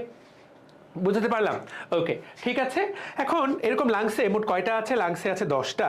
তো তুমি এখানে দেখো তো, তাহলে যে 10টা এরকম আছে, প্রত্যেকটা একটা আরেকটার মধ্যে এই যে এখানে একটা মার্জিন আছে, তোমাকে প্রশ্ন করবে এই মার্জিনটার নাম কি? ইন্টারসেগমেন্টাল সেপ্টা। দুইটা সেগমেন্টের মধ্যে যে পর্দা সেটার নাম ইন্টারসেগমেন্টাল সেপ্টা। দেখো দত্ত স্যারের বই যা যা বলা আছে প্রতিটা লাইন থেকে একটা প্রশ্ন করবে। দেখো ইন্টারসেগমেন্টাল অ্যারিওলার সেপ্টা, বুঝতে পারলাম? এখন আরো প্রশ্ন করবে যে এই যে ইন্টারসেগমেন্টাল সেপ্টা, এই জায়গাতে কে থাকে? এই জায়গাতে থাকে পালমোনারি ভেইনের tributaries, intersegmental tributaries of the pulmonary vein. Vein কি করে? ড্রেইন করে নিয়ে যায়। তাহলে শব্দটা খুব ভালো করে একটু খেয়াল করতে হবে। এখানে তো দুইটা শব্দ লিখলাম, এইবার যে লাইনটা লিখবো সেটা কিন্তু আর এটাও কিন্তু কাজে লাগবে। পালমোনারি ভেইন মানে লাল কালার দিয়ে লিখবো আমি, জাস্ট মনে রাখার জন্য। তাহলে পালমোনারি ভেইনগুলো কিন্তু দুইটা সেগমেন্টের মাঝে মাঝে থাকে। তাহলে ইন্টার সেগমেন্টাল পালমোনারি ভেইন, কথাটা মনে রেখিও। তাহলে একটা ব্রঙ্কোপালমোনারি সেগমেন্টকে ব্লাড ড্রেইন করে নিয়ে যায় কে? Pulmonary vein. কিন্তু প্রত্যেকটার জন্য আলাদা আলাদা না, দুইটার মাঝে একটা পালমোনারি ভেইন থাকে। ধরো এইটা একটা সেগমেন্ট, এইটা আরেকটা সেগমেন্ট, দুই সেগমেন্টের জন্য একটা পালমোনারি, এই যে এখান থেকে একটা পালমোনারি ভেইন ওকে ড্রেইন করে নিয়ে যাবে। তাহলে দুইজনের মাঝামাঝি। তাহলে পালমোনারি ভেইনগুলো কি? ইন্টারসেগমেন্টাল। কথাটা গুরুত্বপূর্ণ। কেন গুরুত্বপূর্ণ এখনই দেখতে পাবা। এই যে পরের লাইনেই বলা আছে, তাকায় দেখো, পরের লাইনেই দেওয়া আছে, দেখো ইচ টারশিয়ারি ব্রঙ্কাস। ব্রঙ্কাস তো প্রত্যেকটার জন্য আলাদা আলাদা করে একটা করে ঢুকছে। Each tertiary bronchus is accompanied by, দেখো branch of pulmonary artery. Therefore, তার মানে কি দেখো তো, এখানে টারশিয়ারি ব্রঙ্কাস ঢুকলো, টারশিয়ারি ব্রঙ্কাস ঢুকলো, ব্রঙ্কাসের সাথে কে ঢুকবে? Pulmonary artery. ধরো আর্টারিটা এই যে নীল কালার দিয়ে, তাহলে দেখো তো, তাহলে ব্রঙ্কাসটা কিন্তু সেগমেন্টাল, সেগমেন্টের মধ্যে ঢুকতেছে, আর্টারিটাও কিন্তু সেগমেন্টাল। তাহলে সেগমেন্টাল পালমোনারি আর্টারি, তাহলে সেগমেন্টাল পালমোনারি আর্টারি খুবই ইম্পর্টেন্ট। সেগমেন্টাল পালমোনারি আর্টারি আর ইন্টার সেগমেন্টাল পালমোনারি ভেইন, তোমার কাছে পরীক্ষায় এটাই জানতে চাইবে, বুঝতেছো কিনা? তাহলে দেখো প্রত্যেকের আলাদা আলাদা পালমোনারি আর্টারি আছে। তাহলে দেখো তো, তাহলে পালমোনারি আর্টারি আর সেগমেন্টাল ইন ডিস্ট্রিবিউশন, ট্রিবিউট আর ভেইনগুলো হলো ইন্টার সেগমেন্টাল। প্রিয় ভাই ও বোনেরা, এইটা যে বুঝে ফেলছে সে আসলে এখানকার মেইন পড়াটা পড়ে ফেললো। মূল পড়া এটাই, তোমাকে এটাই জানতে চাইবে, তোর ভাইবাতে এটাই জিজ্ঞাসা করবে। তাহলে ভেইনগুলা ইন্টারসেগমেন্টাল আর আর্টারিগুলা সাপ্লাইয়ের সময় সেগমেন্টাল।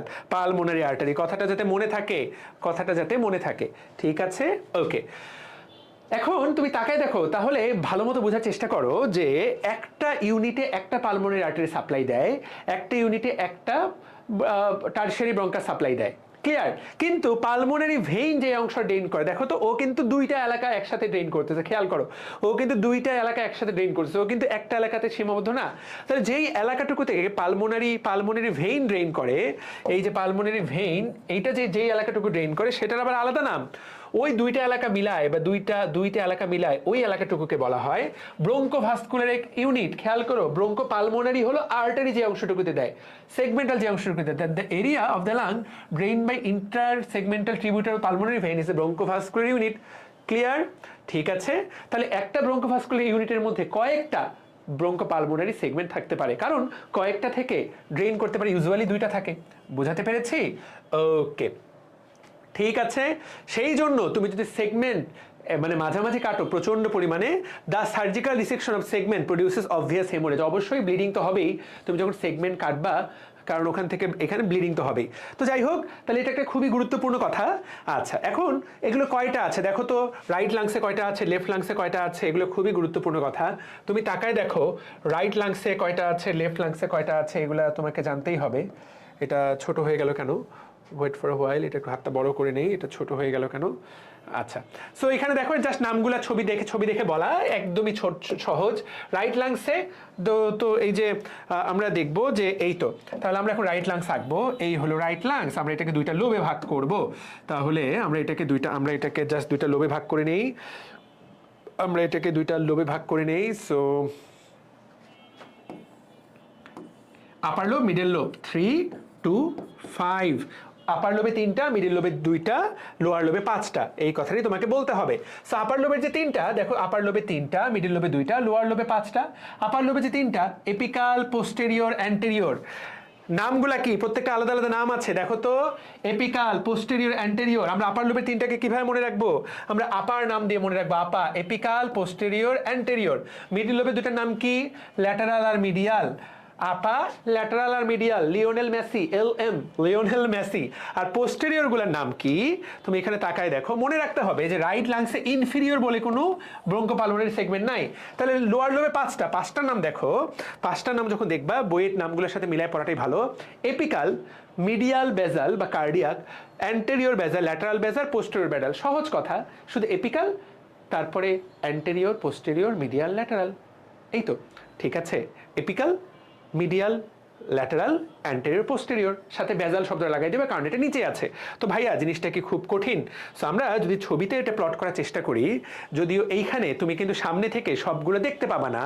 এটা আপার লোব, এটা তো লাং সেগমেন্টস, তাহলে এটা যে আপার লোব ল্যাটারাল ভিউ, এটা right, lower, right, left, BPS of the right, left সবগুলোই দেওয়া আছে, BPS of the left lung, BPS of the right লাংয়ের ছবিটা দেখো। তোমাকে যদি 10টা দেখতে হয় তাহলে এইভাবে দেখতে হবে, দেখো তাহলে 1 2 3, উপর লোবে 3টা, 4 5, LM, ল্যাটারাল, মিডিয়াল। নামগুলোর মধ্যে কিন্তু একটা সিরিয়াল আছে, তুমি এখানে যেটা দেখতে পাচ্ছ, এখানে কিন্তু সিরিয়ালই দেওয়া আছে। সো মোটামুটি একটা কিন্তু সিরিয়ালই দেখতে পাচ্ছ, এই যে এই সিরিয়ালটাই ফলো করা হয়েছে, এই যে 1 2 3 4 5। তো দেখো এখানে কিন্তু 7 আর 10 নাই, 6 8 9, 7 আর 10 কিন্তু পেছনের দিকে। সো এইটা মোটামুটি একটা সিরিয়াল আসলে ফলো করা হয়, ফলো করা যে হয় না ব্যাপারটা তা না, এখানে কিন্তু একটা মোটামুটি সিরিয়াল ফলো করা হয়। বোঝাতে কি পেরেছি? মানে এই সিরিয়ালটা ইউজুয়ালি ফলো করা হয়, এই যে দেখো এইভাবেই তোমার ফলো করা হয়। সো আমরা নামগুলো একটু মিলাই পড়ি। 10 নাম্বারটা, 10-এ সবার শেষে কি লেখা আছে তুমি যদি দেখো, সবার শেষে হলো পোস্টেরিয়র বেজাল, এই যেটা নাম হলো পোস্টেরিয়র বেজাল। তার আগে কি দেওয়া আছে, 9 নাম্বারটার নাম কি, 9 নাম্বারটার নাম দেখো বইয়ের মধ্যে দেওয়া আছে, 9 নাম্বারটার নাম দেখো দেওয়া আছে ল্যাটারাল বেজাল। আর 7 নাম্বারটার নাম দেওয়া, 8 নাম্বারটার নাম দেওয়া আছে অ্যান্টেরিয়র বেজাল। তাহলে 8 নাম্বারটার নাম দেওয়া আছে অ্যান্টেরিয়র বেজালটা কি সামনের দিকে, 9 নাম্বারটার নাম কি ল্যাটারাল বেজাল, 9 নাম্বারটা পেছনের দিকে, এটা কি পেছনের দিকে, এটা 7 নাম্বারে থাকার কথা, তাহলে মিডিয়াল বেজাল 6 নাম্বারে থাকার কথা, এপিকাল 6 নাম্বারে দেখো এপিকাল আছে। কেউ যদি বুঝতে না পারো আমি ছবিতে আবার বুঝাই দিব, 6 নাম্বারে এপিকাল আছে। ভাইয়া আমি এটা বুঝতে পারিনি। তো এই সিরিয়ালটা মেনটেন করাটা, তুমি যদি মনে করো যে আমি নাম্বারিং করতে চাই, নাম্বারিং সিরিয়ালটা তো বোঝাটাও ইম্পর্টেন্ট, মানে তুমি যদি আঁকতে চাও। সো দেখো আমরা যদি আঁকতে চাই, জাস্ট খুবই ইম্পর্টেন্ট, এটা কিন্তু পরীক্ষায় আসবে, এতটাই গুরুত্বপূর্ণ। তো 1 2 3, সো এই 1 2 3 তো খুবই ইম্পর্টেন্ট যে তুমি কিভাবে জিনিসটা আঁকছো। তো আমি এটা হলো অ্যান্টেরিয়র বর্ডার ধরে আঁকছি, এটা হলো অ্যান্টেরিয়র বর্ডার,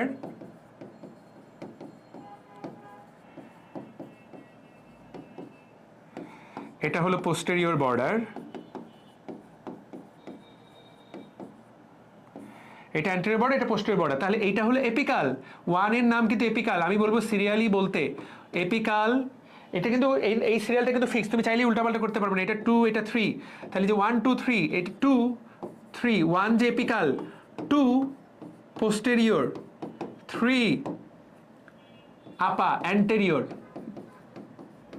ঠিক আছে, তাহলে এই যে 3টা হয়ে গেল, পারা যাবে। মিডল লোবে 4 and 5, 4 কি ল্যাটারাল, LM আগেই বলেছি, তাহলে এখানে হলো আপা, ল্যাটারাল, 5 মিডিয়াল। খুবই ইম্পর্টেন্ট, সিরিয়ালটা কিন্তু মাস্ট, কারণ তুমি যদি অপারেশন করো, ধরো একটা টিউমার হয়েছে 5 নম্বরে, তুমি যদি না জানো 5 নাম্বার কোনটা, হবে না, এটা কিন্তু ফিক্সড। এই যে নাম্বারিংগুলো এটা কিন্তু ফিক্সড। তাহলে দেখো আমরা এইবার লাংসটাকে কিন্তু আমরা লাংসটাকে এই যে এই পাশ থেকে দেখতেছি, তাই না, ল্যাটারালি দেখতে পাচ্ছি, এইটা অ্যান্টেরিয়র, এই যে এই পাশটা হলো পোস্টেরিয়র। তো ছবিতে তুমি দেখো, তুমি যখন আঁকবা সামনে থেকে কি কি পাবা, সামনে থেকে 6, 9, 8 পাবা, 6, 8, 9 পাবা। তাহলে দেখো এইগুলো ছোট বড় হলে সেটা ব্যাপার না, কিন্তু এটা 6, এটা 9, এটা 8, এই জিনিসটা বোঝাটা খুব ইম্পর্টেন্ট। 6 হলো সুপিরিয়র বা এপিকাল, তুমি যেটাই বলো, এপিকাল বা সুপিরিয়র বলো, সুপিরিয়র নামটাই দেওয়া হয়, এটার নাম হলো সুপিরিয়র। মনে রাখতে হবে কোনো ইনফিরিয়র নাই। আর বুঝাই তো যাচ্ছে যে 8 আর 9, 7 পরে লিখবো আমরা, এখানে তো দেখা যাচ্ছে না, 9, 10, 8 কোনটা, 8 অ্যান্টেরিয়র, 8টা সামনের দিকে, এটা অ্যান্টেরিয়র বেজাল, এটা যেহেতু নিচে আছে তাহলে বেজাল লাগাই দাও, না হলে এই অ্যান্টেরিয়র সাথে এই অ্যান্টেরিয়র মিলে যাবে, তাহলে এটা হলো অ্যান্টেরিয়র বেজাল। 9 ল্যাটারাল বেজাল, ল্যাটারাল বেজাল। তাহলে এই তো ভাই, থাকলো বাকি 10, ছবিতে তাকাও, 10টা পেছনের দিকে পোস্টেরিয়র বেজাল, 7টা কোথায়, 7টা একদম মাঝামাঝি মিডিয়াল বেজাল। তাহলে 7টা হলো মিডিয়াল বেজাল, প্রত্যেকটাতে মিডিয়াল বেজাল, আর 10 পোস্টেরিয়র বেজাল। মনে রাখতে হবে যে এখানে কোনো ইনফিরিয়র নাই, কোনো ইনফিরিয়র লোব নাই। তাহলে এই ছবিটাতে তুমি বাকিগুলো দেখতে পাচ্ছ না, বাকিগুলো দেখতে হলে তোমাকে পেছনে এইভাবে আঁকতে হবে, পেছনের আঁকার স্টাইলটা একটু আলাদা। এই ছবিটা কিন্তু মনে রাখতে হবে, পেছনে এইটা কিন্তু মনে রাখতে হবে, ইম্পর্টেন্ট। এই সিরিয়ালটা সামনে 1, 2, 3, 4, 5 ল্যাটারাল মিডিয়াল, তারপরে 6, 8, 9, 6, 8, 9, 9 কিন্তু ল্যাটারাল, আর পেছনের দিকে 10 এবং 7, এই যে, ঠিক আছে, অবলিক বর্ডারের নিচে 10 এবং 7। তো পেছনের ছবিটাও তোমাকে এঁকে ফেলতে হবে, জাস্ট এটা এটা পুরোপুরি প্র্যাকটিস করার ব্যাপার, এটা প্র্যাকটিস করা ছাড়া এটা জীবনও এটা প্র্যাকটিস করা ছাড়া পারবা না। এখানে হাইল্যাম্পটা দিয়ে দিলা, এইটা আঁকার একটা সহজ সিস্টেম আমি যেটা আবিষ্কার করেছিলাম সেইটা হলো এইরকম, আমি একটা সহজ সিস্টেম আবিষ্কার করেছিলাম। সো এই যে এখানে এটা আঁকার একটা সহজ সিস্টেম ছিল এইরকম। তো তুমি আমি যেটা করতাম সেটা হলো, দেখো আমি এটাকে কয়েকটা কোয়াড্রেন্টে ভাগ করে নিয়েছিলাম। তুমি দেখো আমি এই যে এই বরাবর 4টা, এই বরাবর নিচে 3টা, একদম নিচে 2টা, তাহলে 1, 2, 3, 4, 5, 6, 7, 8, 9, সামনে থেকে 9টাকে, সামনে থেকে দেখা যায় 8টাকে, 1, 2, 3, 4, 5, 6, 7, 8, পেছন থেকে 9টাকে দেখা যায়। বাট এইরকম ভাগ করে নেওয়ার ফলে আমার ছবিটা আঁকাটা কিছুটা সহজ হয়ে যেত, আমি জাস্ট এইভাবে ভাগ করে নিয়েছিলাম। সো ভাগের ফলে ছবিটা কিছুটা সহজ হয়ে যেত। দেখো এই যে এপিকালটাকে এইভাবে রাখলাম, তারপরে এই তো আমি তো এখানে একটা 1 করে ফেললাম, 2 করে ফেললাম, এই তো 1, 2, 6, এই পাশে দিয়ে দিলাম 3, 4টা হয়ে গেল। কথা ক্লিয়ার? একদম এই বরাবর নামাই দিলাম অবলিক, তাহলে এখানে হয়ে গেল 5, অবলিকের নিচে এই পাশে 3, এখানে ভাগ করে দিলাম 7 আর 10, ক্লিয়ার? আর এই জায়গায় নিচে 2টা খালি ভাগ করে নিতাম, 8 আর 9। তো এই তো খালি মনে রাখার ব্যাপার। তো অবলিকের নিচে 2টা, এখানে 3টা, আমি এইভাবে ভাগ করতাম 4, 3, 2, এই জাস্ট মনে রাখার জন্য, হিসাবটা মনে রাখার জন্য ছবিটা আঁকা যায়। তাহলে এই তো নামের ক্ষেত্রে এটা পোস্টেরিয়র বেজাল, এটা মিডিয়াল বেজাল। এই তো এইভাবে যে বুঝতে পারবে সেটা ইজিলি উত্তর করতে পারবে। সহজে কিভাবে উত্তর করা যায় আমি তোমাকে দেখিয়ে দিলাম। আরও একবার বলে দিচ্ছি, লেফট লাংটা আঁকলে আরও সহজ হয়ে যাবে। বাট মনে রাখার জন্য আবারও বলছি, উপরে হলো আপা, মাঝে হলো লিওনেল মেসি LM, আর নিচের দিকে হলো সুপিরিয়র আর all the basals, anterior basal, posterior basal, medial basal, lateral basal. তবে সিরিয়ালটা মনে রাখাটা গুরুত্বপূর্ণ। প্রথমে বলবা সুপিরিয়র, তারপরে বলবা মিডিয়াল বেজাল, তারপরে বলবা অ্যান্টেরিয়র বেজাল, তারপরে বলবা ল্যাটারাল বেজাল, তারপরে বলবা পোস্টেরিয়র বেজাল। তাহলে এইটা মনে রাখার জন্য আমি এটা মনে রাখতে পারো, সুপিরিয়র, মিডিয়াল বেজাল, অ্যান্টেরিয়র বেজাল, ল্যাটারাল বেজাল, সুপিরিয়র মালপোস্ট, এইভাবে তুমি মনে রাখতে পারো। তাহলে এটা হলো লোয়ার লোব, এটা কিন্তু আসবেই, পরীক্ষা হলে আসবে, দিস ইজ আ মাস্ট, 100%, 100%, ইহা আসতে যাচ্ছে, খুবই খুবই খুবই গুরুত্বপূর্ণ। This is going to be, তুমি পরীক্ষায় পেতে যাচ্ছ, একদম পাবা, এটা আসবেই। ঠিক আছে, বুঝতে পেরেছো কিনা আমি জানি না, ইহা আসিবেই। আচ্ছা, লেফট লাইনের ছবিটা ডাউনলোড করেছিলাম, ডাউনলোড হওয়ার পরেও কেন ওটা চলে গেল, লেফট লাইনেরটা একবার দেখে নাও। এই তো এই ছবিটা, দাঁড়াও কি আটকে গেছে, মানে লাল লাল হয়েছে তো এখন। কয় পার্সেন্ট? পার্সেন্ট তো দেখা যাবে না, বাট না, এটা 5 মিনিট আছে, 5 মিনিট দাঁড়ায় থাকো এখানে তুমি। একটু খালি পজ করে কি দেখা যায় যে সাউন্ড যাচ্ছে কিনা? সাউন্ড যাচ্ছে কিনা? সাউন্ড যাচ্ছে, দেখতে পাচ্ছি আমি ওখানে, ওখানে দেখা যাচ্ছে সাউন্ড যাচ্ছে। তুমি 5 মিনিট থাকো, আমাদের ক্লাস শেষ, এটা শেষ করে দিলে এটা শেষ। ওকে, একইভাবে লেফট লাঙ্গের দিকে তাকাও। লেফট লাঙ্গে তুমি যখন তাকাবা, দেখো লেফট লাঙ্গে এরকম, লেফট লাঙ্গে তো দুইটাই, লেফট লাঙ্গে তো দুইটা ভাগ, তবে বইয়ে যেভাবে দেওয়া আছে সেভাবে পড়াটাই বুদ্ধিমানের কাজ হবে। জাস্ট এটার সাউন্ডের ইস্যু হতে পারে, ঝামেলা হতে পারে, যাতে না হয় সেটা। লেফট লাঙ্গে দেখো বলা হচ্ছে 8টা বা 9টা, 4টা আপার লোবে আর 4টা লোয়ার লোবে। দেখো তো, আপার লোবে 4টা, লোয়ার লোবে 4টা। উপর নামগুলো দেখো, এপিকো পোস্টেরিয়র, অ্যান্টেরিয়র, আপার লিঙ্গুলার, লোয়ার লিঙ্গুলার। আর 4টা লোয়ার লোবে, লোয়ার লোবেরগুলো নাম দেখো, এপিকাল, অ্যান্টেরিয়র বেজাল, ল্যাটারাল বেজাল, পোস্টেরিয়র বেজাল। এটা নামগুলো একটু আলাদা, এইটার নামগুলো একটু আলাদা। তুমি এখানে একটু তাকায় দেখো, এটার নামগুলো একটু আলাদা। ওখানে যেমন নামগুলো পড়ে খুব আরাম, এখানে কিন্তু নামগুলো সবার একদমই একদমই মানে সবসময় যে আরাম ব্যাপারটা তা না। তো দেখো, যেটা অ্যাপেক্স, অ্যাপেক্সের সাথে পোস্টেরিয়রটা মিল, এখানে এপিকো পোস্টেরিয়র, অ্যান্টেরিয়র, আপার লিঙ্গুলার, লোয়ার লিঙ্গুলার, লিঙ্গুলারের সাথে মিল আছে। আচ্ছা, দ্যাটস ফাইন। আর এখানে 4 in the lower lobe, apical, anterior বেজাল, ল্যাটারাল বেজাল। সিরিয়ালটা মনে রাখতে হবে, খুবই গুরুত্বপূর্ণ, খুবই খুবই খুবই গুরুত্বপূর্ণ। ল্যাটারাল বেজাল, পোস্টেরিয়র বেজাল, সিরিয়ালটা এভাবে লিখলে কিছুটা কিছুটা ভালো হয়, মানে কিছুটা বেটার হয়, কোনো সন্দেহ নাই, কিছুটা বেটার হয়। ওই যে বললাম, কোনো জায়গায় 8টা, কোনো জায়গায় 9টা এই গ্যাঞ্জামটা থাকে। তো এই যে 8টা 9টার যে গ্যাঞ্জামটা, বাট ছবি তো যেখানে 8টা, যেহেতু 4 ভাগে ভাগ করা আছে, সেইটা দেখে ফেলাটাই আসলে বুদ্ধিমানের কাজ হবে। তো এই ছবিটা এই বিষয়ে প্রণিধানযোগ্য। আমি এই ছবিটা ডাউনলোড করে নিয়ে এটাকে ওপেন করে দেখাই দিচ্ছি। সো এই যে দেখো, এই যে লেফট লাং, লেফট লাংয়ের সামনে থেকে তুমি একটু তাকায় দেখো, লেফট লাংয়ের সামনে থেকে তুমি যদি দেখো আপার আর লোয়ার লোবে কয় ভাগে ভাগ করা আছে, তুমি একটু দেখো। তো উপরে 4টা, খুব বেশি প্যারা নেই, 4টা মাত্র নাম, খুব একটা প্যারা নাই, এটা সেই দিক দিয়ে খুব একটা প্যারা না। তুমি দেখো, এপিকো পোস্টেরিয়র উপরের দিকে থাকে এবং পেছনের অংশটা, অ্যান্টেরিয়র, আপার লিঙ্গুয়াল, লোয়ার লিঙ্গুয়াল, ডান। ওই অংশটা পুরোটাই ডিল করে ফেলো, 4টা, কম প্যারা। এবার সুপিরিয়র, কোনো গ্যাঞ্জাম নেই, ইনফিরিয়র লোবে। তারপরে কি দেখো, নামগুলা একটু আলাদা, কিন্তু এক এক জায়গায় এক এক রকম হবে। এই যে অ্যান্টেরিয়র বেজাল, এটাই দেখে নিতে বলতেছে, ল্যাটারাল বেজাল, পোস্টেরিয়র বেজাল, এক এক জায়গায় এক এক রকম হবে নামগুলা। তুমি যখনই ছবি দেখবা, এই যে অ্যান্টেরিয়র বেজাল, ল্যাটারাল বেজাল আর পোস্টেরিয়র বেজালটাকে পাবা, তুমি পোস্টেরিয়র বেজালটাকে পাবা একদম নিচে, এই যে পোস্টেরিয়র বেজাল। সো দত্ত স্যারের বইয়ে যা লেখা আছে সেটাই আমরা লেখার চেষ্টা করব, দত্ত স্যারের বইয়েরটাই লেখার চেষ্টা করব। সো মিডিয়াস্টাল সারফেসে যখন আঁকবো, তখন আমরা অবশ্যই হাইলামের ছবিটা তো ঠিকমতো আঁকবই। এটা খুবই খুবই খুবই গুরুত্বপূর্ণ। এটা কিন্তু মনে রাখাটা খুব খুব খুবই ইম্পর্টেন্ট, মানে সিরিয়ালি মনে রাখাটা খুবই খুবই খুবই গুরুত্বপূর্ণ। ঠিক আছে, বুঝতে পারলাম? তো লেফট লাঙ্গের, তাহলে লেফট লাঙ্গের আপার লোবে থাকে, লেফট লাঙ্গের আপার লোবে 4টা। আবারও বলে দিচ্ছি, লেফট লাঙ্গের আপার লোবে 4টা।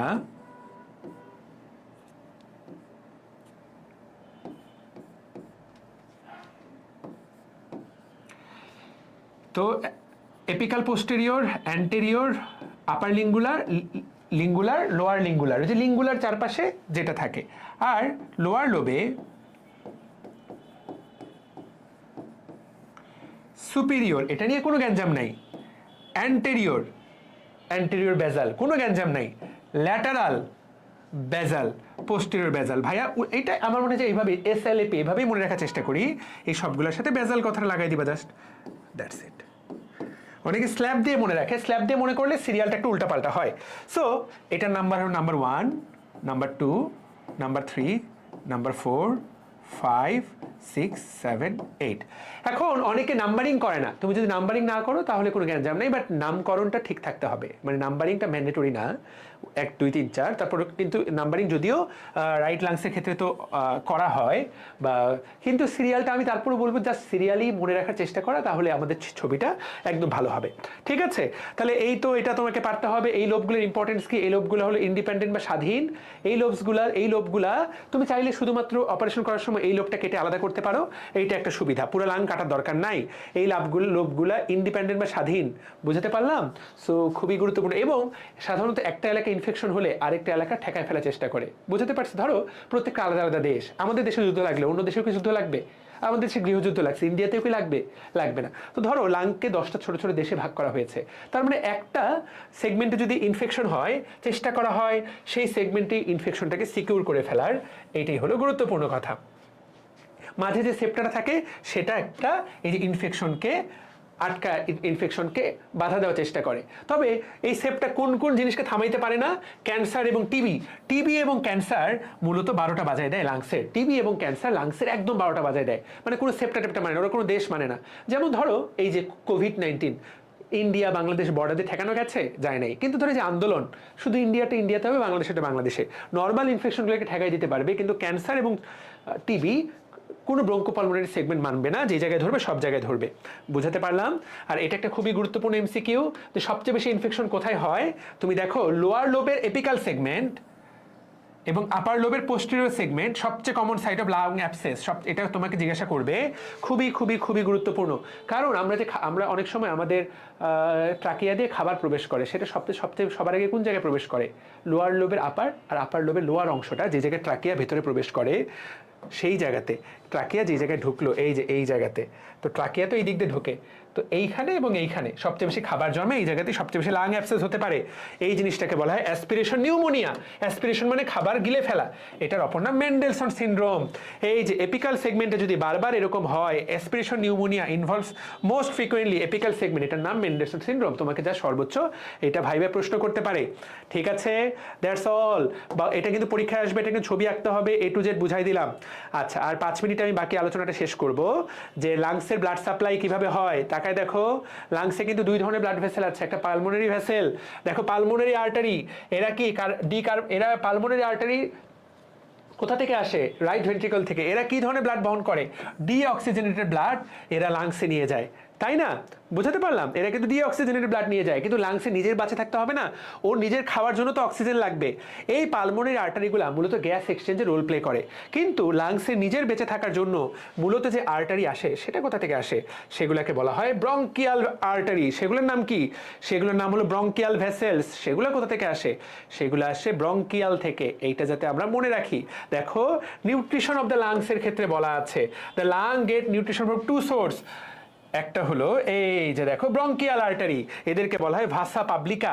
এরা মূলত লাংসের জন্য ব্লাড নিয়ে যায়, বডির বাকি জায়গায় যেমন আমাদের আর্টারিগুলো অক্সিজেন নিয়ে যায়, লাংসের নিজস্ব টিস্যুকে বেঁচে থাকতে হবে না, পালমোনারি ও মধ্যে তো অক্সিজেন নাই, পালমোনারি আর্টারির মধ্যে তো অক্সিজেন নাই, তাহলে এইখান থেকে সে পায়। আর তাহলে দেখো তো, conducting part, the conducting part up to the beginning of the respiratory bronchiole supplied by the bronchial artery vasa publica, আর the respiratory part that is by the pulmonary artery via pulmonary capillary plexus ভাষা প্রাইভেটা।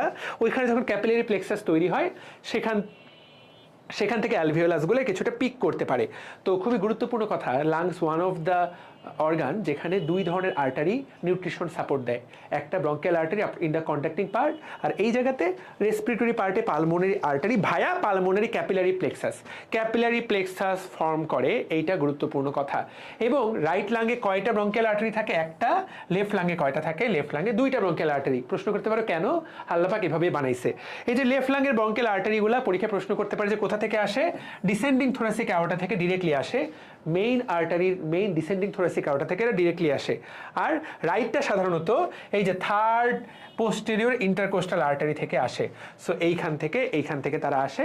তোমাকে জিজ্ঞাসা করবে যে কোথা থেকে মূলত nutrition পায়। তো মেইন নিউট্রিশন ব্রঙ্কিয়াল আর্টারি থেকে পায় কন্ডাক্টিং পার্ট, আর ক্যাপিলারি ফর্ম করে মূলত ডিঅক্সিজেনেটেড পোর্শন দিয়ে তো আর নিউট্রিশন হবে না, অক্সিজেন পাবে না। মূলত যখন ক্যাপিলারি তৈরি হয়, সেই ক্যাপিলারির মধ্যে অক্সিজেন থেকেই আসলে অ্যালভিওলাস অক্সিজেন পিক করে নেয় নিজে বাঁচার জন্য। ক্যাপিলারির মধ্যে তো পালমোনারি ভেইন অক্সিজেন আদান প্রদান হয়, সেখান থেকেই সে অক্সিজেন পিক করে নেয়। বুঝাতে পেরেছি? This is important. এখান থেকে এগুলো তোমাদের ভাই প্রশ্ন করবে, নিউট্রিশন কিভাবে হয়, এই যে 2টা সোর্স থেকে আসে, এটা খুবই গুরুত্বপূর্ণ, তোমাকে এটা জিজ্ঞাসা করবে। ওকে, বুঝাতে পেরেছি? Bronchial vein, deep bronchial vein খুব যে গুরুত্ব দিয়ে ধরবে তা না। লিমফ্যাটিক্স থেকে প্রশ্ন করতে পারে, লাংসের লিম্ফ কোথা থেকে ড্রেইন হয়ে কোথায় যায়? লাংসের লিম্ফ ড্রেইন হয়ে কোথায় যায়? দেখো, এটা 2 সেট, সুপারফিশিয়াল এবং ডিপ। সুপারফিশিয়ালটা যায় হাইলামের লিম্ফ নোড, এটার নাম bronchopulmonary lymph node of the hilum. আর যেগুলো ডিপ সেট, তারা আলটিমেটলি কোথায় যায়?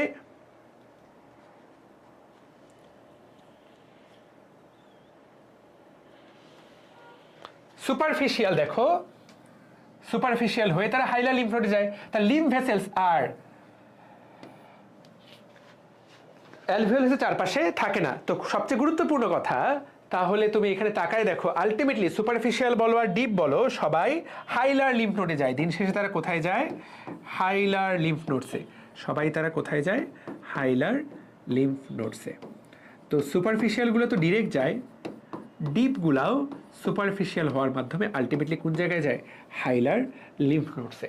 তো লিম্ফ নোডসের গুরুত্বটা কি, জাস্ট এটা জানতে হবে তোমাকে যে আলটিমেটলি তারা কোথায় যায়, এবং এই হাইলার লিম্ফ নোডস দিয়ে আলটিমেটলি তারা কোথায় যায়, দিন শেষে যায় কোথায়? এখান থেকে আলটিমেটলি যায় থোরাসিক ডাক্টে। এই যে চারটা কথা বলতে হবে লিম্ফ ড্রেনেজ থেকে, দ্যাটস মোর দেন এনাফ। তাহলে এখান থেকে আলটিমেটলি যায় থোরাসিক ডাক্টে। লিম্ফের দিন শেষে ডেস্টিনেশন কোথায়? Thoracic duct. যেমন ভেইনের দিন শেষে, ভেইন থাকে দিন শেষে কোথায়? আলটিমেটলি রাইট অ্যাট্রিয়ামে আসে, এরা যায় থোরাসিক ডাক্টে। তো সকল লিম্ফ কোথায় যায়? Thoracic ডাক্টে।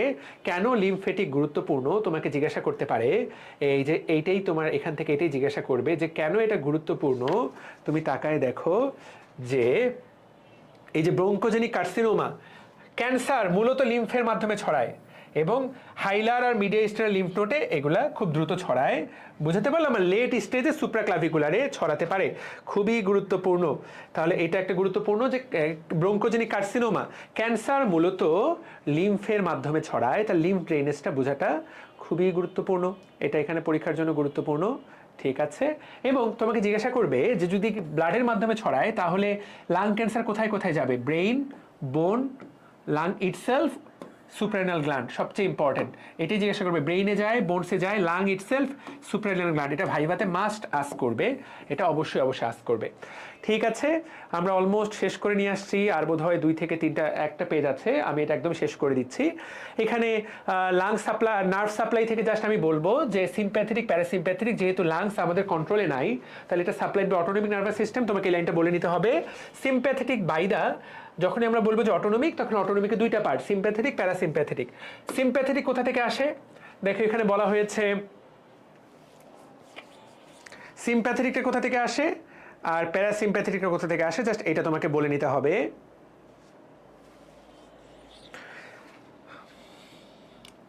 sympathetic from the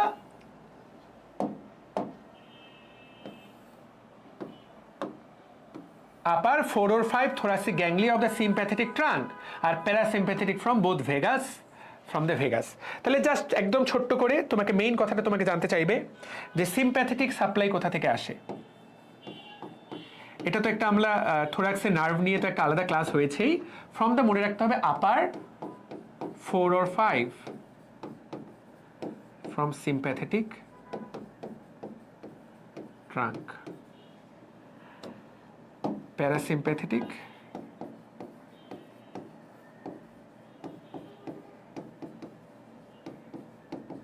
from vagus, upper 4 or 5 segment of the sympathetic trunk, parasympathetic from the vagus, parasympathetic from the vagus. ঠিক আছে, এবং এখানে আরেকটা প্রশ্ন তোমাকে জাস্ট করতে পারে যে কোনটার কাজ কি, কোনটার কাজ কি। 2টা শব্দ তোমাকে জানতে হবে, খুব ইম্পর্টেন্ট। সিম্প্যাথেটিক, এরা কি করে? সিম্প্যাথেটিক কি করে? খুবই ইম্পর্টেন্ট। 2টা জিনিসের উপরে প্রভাব জানতে হবে। এই যে দেখো 2টো শব্দ বলা, সিক্রেটোমোটর মানে সিক্রেশন বাড়ায়, আর কনস্ট্রিক্টর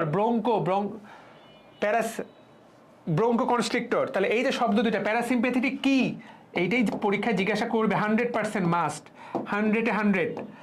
প্যারাসিম্প্যাথেটিক ব্রঙ্কো মানে ব্রঙ্কাসকে চিকন করে দিবে, শ্বাস নিতে কষ্ট হবে, ব্রঙ্কো কনস্ট্রিক্টর। আর সিক্রেটোমোটর, যত সিক্রেশন আছে এটা সিক্রেট করবে, লাংসে যত সিক্রেশন সেটাকে বাড়াবে। সিক্রেটোমোটর মানে সিক্রেশনকে বাড়াবে, মিউকাস সিক্রেশন, সেরাস সিক্রেশন সবগুলোকে বাড়াবে। আর সিম্প্যাথেটিকটা কি? ব্রঙ্কো ডাইলেটর, এটা সব কিছুকে ডাইলেট করবে, ব্রঙ্কিওলগুলোকে ডাইলেট করবে। দেখো ব্রঙ্কো ডাইলেটর, এটা খুবই ইম্পর্টেন্ট। আর ভেসোমোটর মানে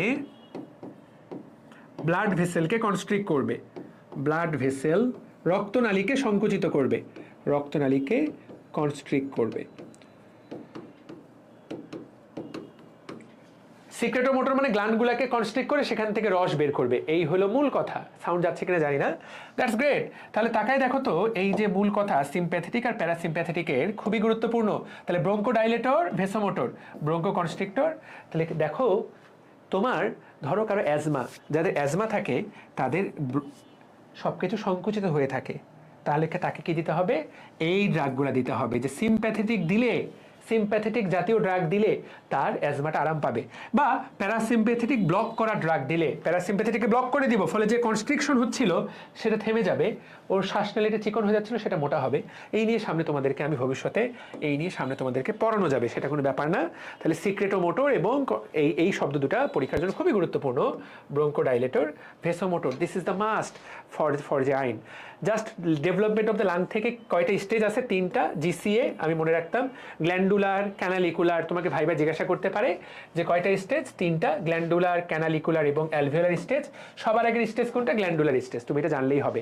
ঠিক আছে, বোঝাতে পারলাম? আর অ্যালভিওলার ডেভেলপ হয়ে যায় কবে? দেখো 7 মাসের বাচ্চার শরীরেই তোমার একদম অ্যালভিওলাসগুলো ডেভেলপড হয়ে যায়, এই সময় ফাংশনিং, বাচ্চা দুনিয়াতে আসলে বেঁচে থাকতে পারবে।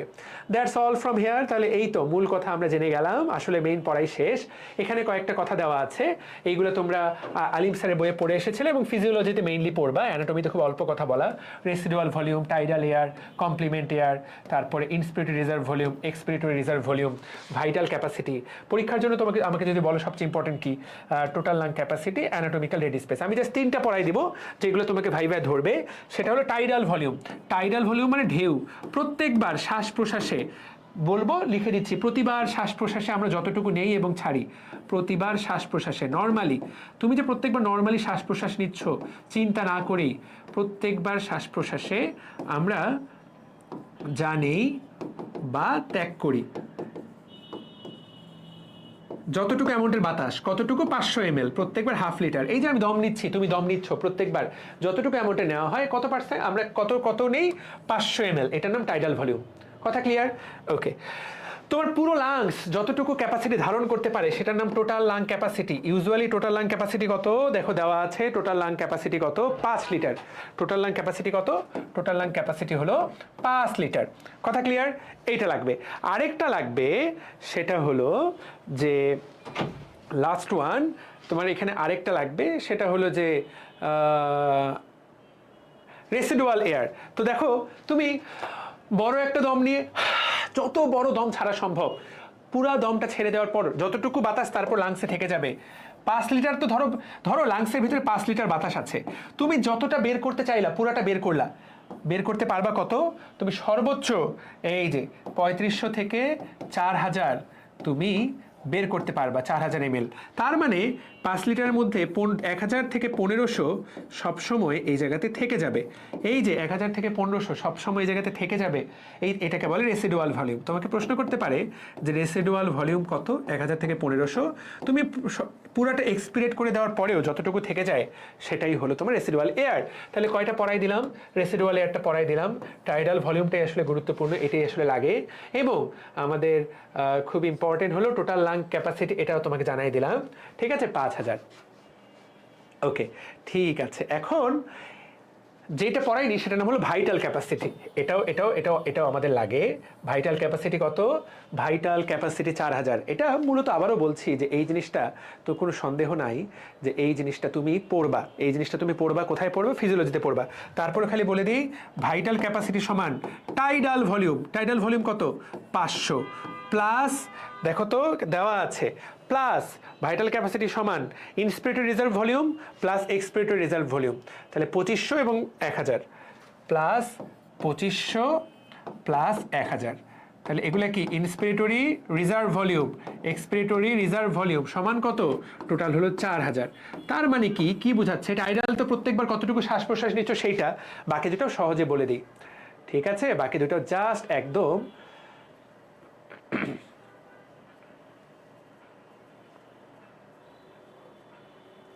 সহজে বলে দেই। সেটা হলো, দেখো যত জোরে শ্বাস নিতে পারো, যত জোরে শ্বাস নিতে পারো, একবারে তুমি কতটুকু নিতে পারবা? যত জোরে শ্বাস নিতে পারো। তোমার ক্যাপাসিটি কত 5000, কিন্তু তুমি সর্বোচ্চ বেশি নিতে পারবা কত 3000। এটার নাম কমপ্লিমেন্ট এয়ার। এটার নাম কি কমপ্লিমেন্ট এয়ার। নিতে পারবা কতটুকু সর্বোচ্চ 3000, নর্মালি কতটুকু নেই 500, তাহলে 3000 - 500 এটার নাম হলো ইন্সপিরেটরি রিজার্ভ ভলিউম। তার মানে কি তুমি নর্মালি 500 নাও, বাকি 2500 তুমি চাইলে নিতে পারো, প্রয়োজন পড়লে নিতে পারো। এটার নাম কি তাহলে ইন্সপিরেটরি রিজার্ভ ভলিউম। তোমার এটা রিজার্ভে আছে, তোমার এটা কি আছে রিজার্ভে আছে। আচ্ছা ফাইন, ঠিক আছে ওকে। এরপর তুমি নর্মাল একবার দম ছাড়লা, নর্মাল আমরা দম ছাড়ি, ছাড়ার পর যতটুকু তুমি জোরে ছাড়তে পারো আরো এক্সট্রা কতটুকু ছাড়তে পারবা, উত্তর হলো 1000। দেখো, the volume of air that is expelled by forcible expiratory effort at the end of ordinary expiration. দেখো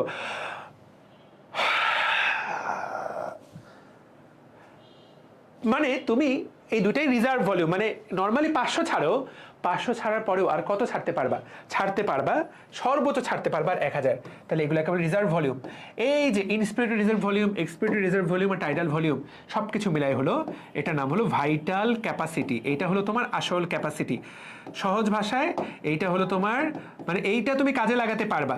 যদিও তোমার লাং ক্যাপাসিটি, খেয়াল করো, তোমার লাং ক্যাপাসিটি কিন্তু টোটাল লাং ক্যাপাসিটি কিন্তু 5000, কিন্তু তুমি আলটিমেটলি ওই কাজে লাগাতে পারবা সব মিলে এইটা, মানে নিতে পারবা 3000, ছাড়তে পারবা 1500। তো সব মিলে ভাইটাল ক্যাপাসিটি হিসাব করা হয় 4000। এই হলো মূল কথা, বেসিকটা আমি তোমাকে আইডিয়া দিয়ে দিলাম। So it was a long class. আমি চেষ্টা করলাম পুরো লাংসের A to Z পড়াই দিতে। কেউ যদি এই ক্লাসটা পুরোপুরি A to Z করো, আই থিঙ্ক তার কোনোটাই সে ভাই একটা প্রশ্নেও আটকাবে না। So that's all from here. কোনো প্রশ্ন থাকলে আমাকে কমেন্টে জানাতে পারো। আসসালামু আলাইকুম।